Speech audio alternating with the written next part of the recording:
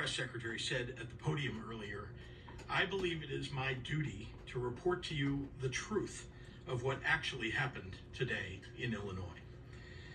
Donald Trump's administration is lying to you. The White House's attempt to walk back what they did today does not match what we saw on the ground. They assured us that Medicaid would not be affected. That was a lie. Our state agencies were unable to access the Medicaid system until an hour ago, preventing payments for services. And this has been reported from states across the nation. When we reached out to federal agencies, they informed us that they have been directed not to discuss any guidance with states.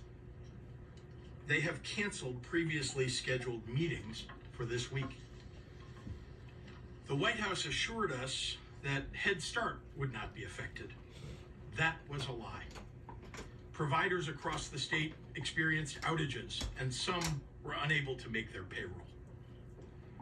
They assured us that they were doing nothing to take away individual assistance from the most vulnerable people in our state, but they refused to say that they would restore LIHEAP, the Low-Income Housing Energy Assistance Program, payments to support the unemployment system, and Meals on Wheels. These are programs that hundreds of thousands of Illinoisans depend on: children, seniors, veterans, working parents. Let's just be clear about what happened over the last 24 hours. At 7:42 p.m. last night, we saw a memo from the White House saying that they were pausing federal funding across the board. This morning, along with all 50 states across the country, we discovered that our ability to access critical federal funding had been cut off. And now the administration would like us to believe that these were just coincidental website outages. Donald Trump and his administration have not earned the benefit of the doubt. They are either lying to us or they are critically incompetent.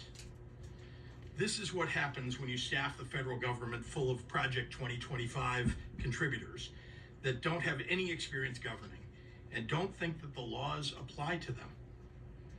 The consequences of their actions are not hypothetical.